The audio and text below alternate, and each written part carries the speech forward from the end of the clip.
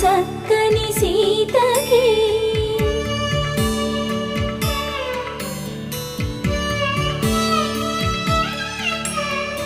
ఎర్ర జాబిలి చేయి